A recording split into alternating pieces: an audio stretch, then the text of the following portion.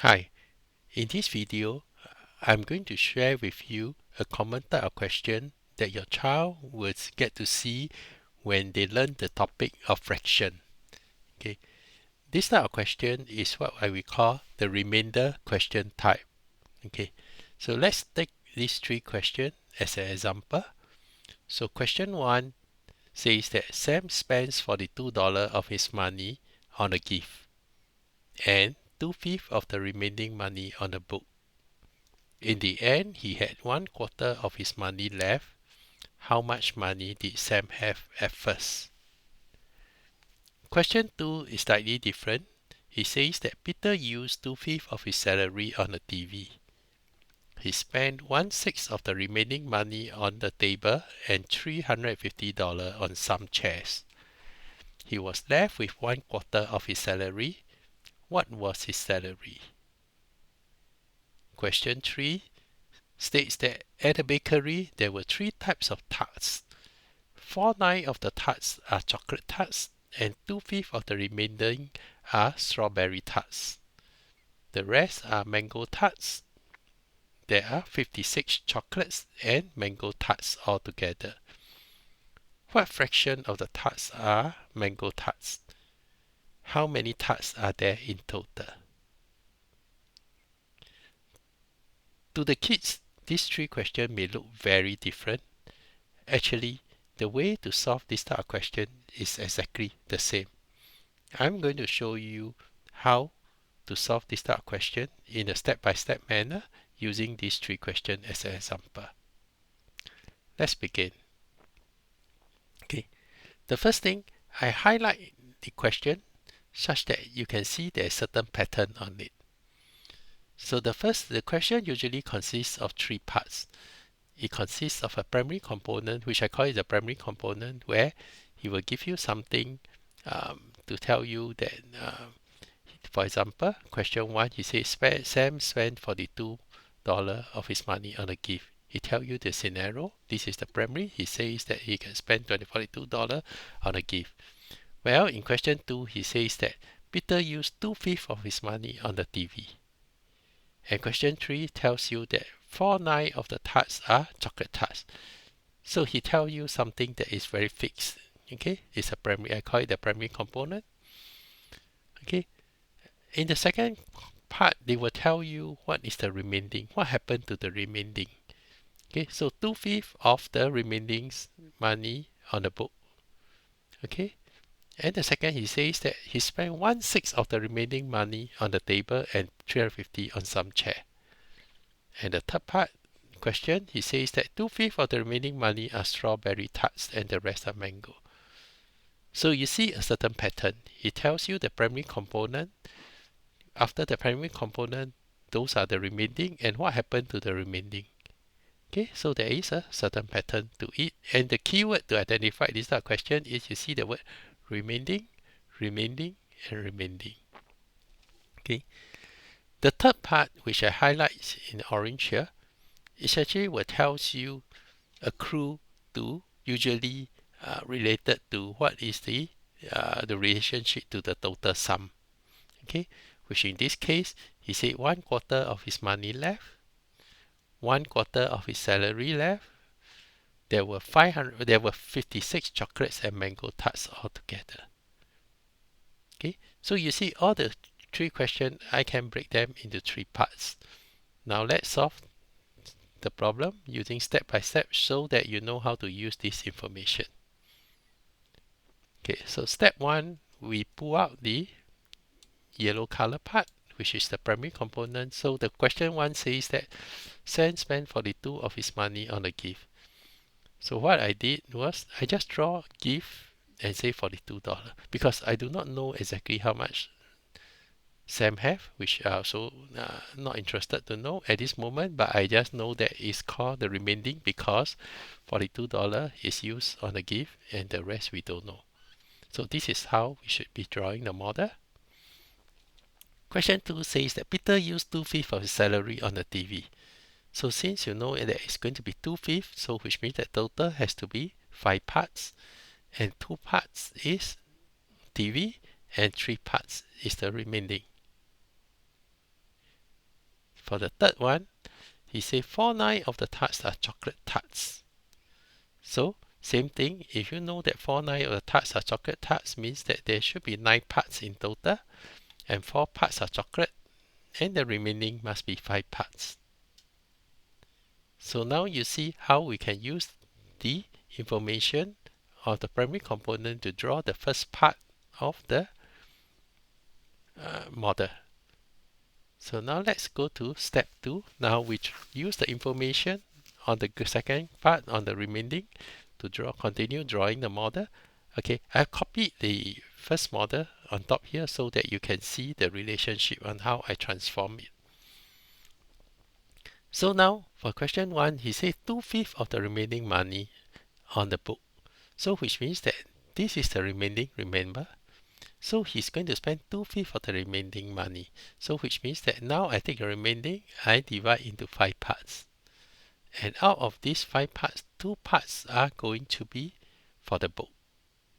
Okay, then this is what he left.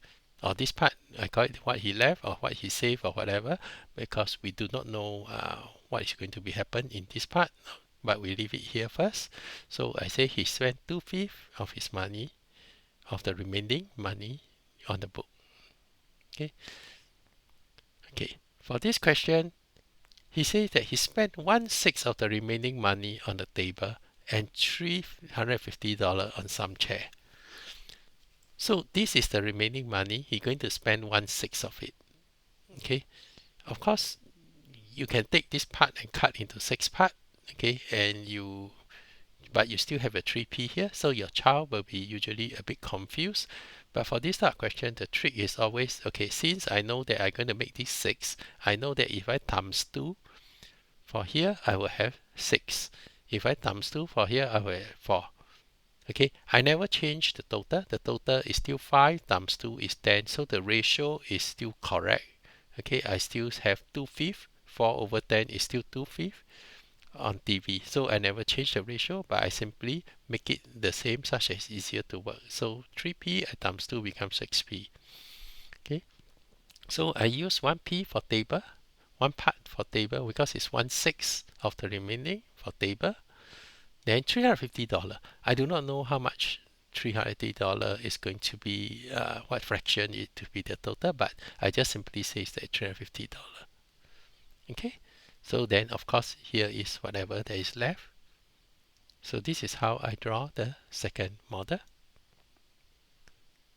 Okay, for the third question, he said 2/5 of the remaining are strawberry tart and the rest are mango.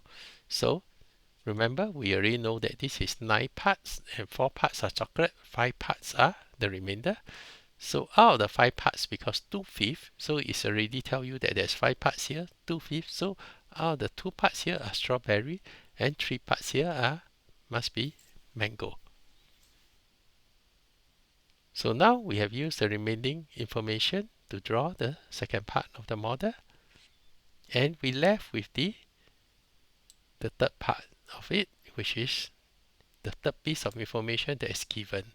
This is usually talking about the total, okay, the total of this model. So the solution for step 3, he says that for question 1, he said that he has 1/4 of his money left. So remember, he buy the gift, he buy the book, and he left. So what he's telling you is that if this whole thing is, we call it the total, okay, he has 1/4 of his money there. So if this is U, 1/4, this must be 3U. Okay, so because 1/4 U, this is 3U, because U plus 3U is 4U. Okay, and from here we can observe that this part is actually is equal to 3p. What he left was 3p. So we can simply say that U is equal to 3p. So if U is equal to 3p, 3U must be equal to 9p. Okay, so this information will tell you something about the relationship between the p and the u. Okay, now we look at question 2. Question 2 is slightly more confusing, but it's still okay. So the question says that he left with 1/4 of his salary. So similarly, this part, we know that what he left is 1U, and here must be 3U that he has spent. Because 1U plus 3U is 4U, so he used 1/4 of it, and he's left with 1/4. Sorry, he left with 1/4 of it. Okay, now if you look at here is 5p, here is 6p, here is 4p and 1p. You need to find some relationship such that U and P has certain relationship. Okay, so what we're going to do is this. Okay, so what we did is that, okay, if you look at this picture, okay, this is 6p, okay, this is 4p. Okay, if I'm going to make it such that this line here is 5p, this line is 1p. So what I did is that I multiply this one by 2. So it becomes 20p.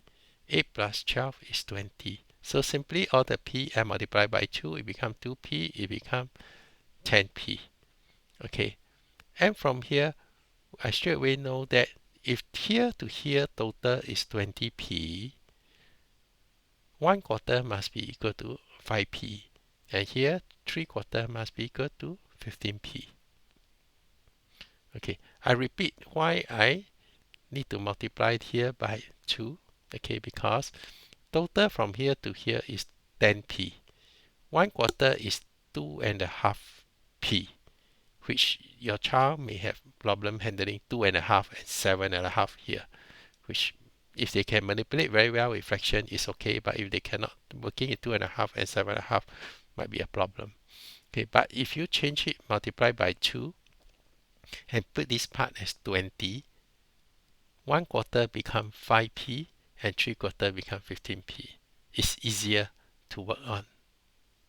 Okay, so now you can see that U is equal to 5p and 3U is equal to 15p. You also can see that this is 10p, this is 5p, so you can also see that $350 is equal to 5p. Not worry, we will solve it later. Okay, but more importantly is how do you actually draw this model out. Okay, for the third question, he says there are 56 chocolates and mango tarts altogether. Okay, so initially when we draw the model, we see that it's chocolate, strawberry, and mango. But now this third part tells you that there are 56 chocolate and mango. So what I did was we just swap this thing. It's okay because in model you can just swap it this way, it doesn't affect. So I swap and I can say that this whole part is equal to 56. Straight away you can observe that 4p plus 3p is equal to 56. Okay, so now you have drawn the model. We can now solve the question one by one. So question 1 says that Sam spent $42 of his money on a gift and 2/5 of the remaining on the book. In the end, he has 1/4 left. So the question asks, how much money did Sam have at first? So what you need to do is you need to find what is the money that he has, knowing that this is $42. Okay, so from here, we can see that 9p is equal to $42 plus 2p. So 9p is equal to $42 plus 2p, this part. And of course, we can solve that p is equal to $6. Once we know that p is $6, how much did Sam have? At first, Sam has 3p plus 9p, so total is 12p. So 12 times 6 is $72. So Sam has $72 at first. So you realize that once you are able to draw the model, the solving of the mathematics become very straightforward. For question 2, okay, Peter used 2/5 for his salary on the TV. He spent 1/6 of the remaining money on the table and 350 on some chair. He was left with 1/4 of his salary. What was his salary? So the same thing, what they want you to find is this total length. How much is going to be? Okay. So remember, from the model that we draw just now, straight away we can see that this to here is 10p, here to here is 5p, which means that 5p must be equal to $350. So the trick to solve this type of question, if you notice, is that they usually will give you a figure. It could be the number of money, it could be the number of tarts, it could be there is a figure. And all you need to do is to find what is the relationship between this figure and the p-value. So in this case, we straight away can see that 5p is equal to 350. So p is equal to 70. Okay, and he has 20p. So 20 times p is 140, 1,400. So his salary is $1,400. So I repeat, to solve this type of question, usually a figure will be given. You just need to find the relationship between the figure and the p. So if you look at the previous question, same thing, we find that $42, and we find that it has to be equal to 7p because 9p here, 2p here, so this by 7p. So that is how you solve such type of question. Okay, now we look at question 3.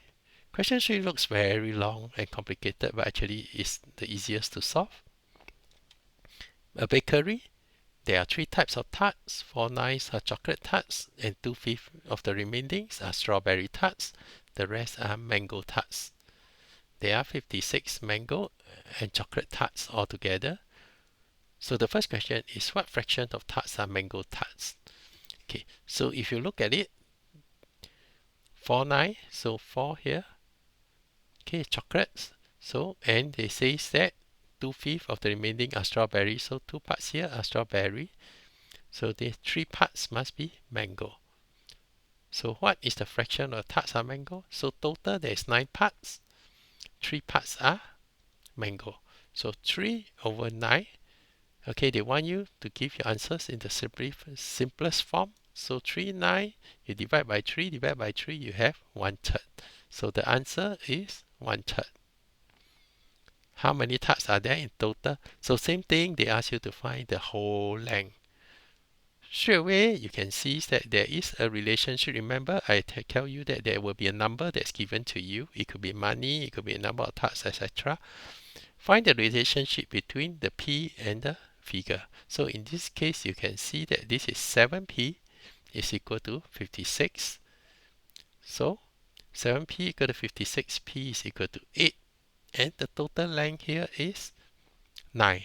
So 9 times 8 is 72. So total there are 72 tarts. Okay.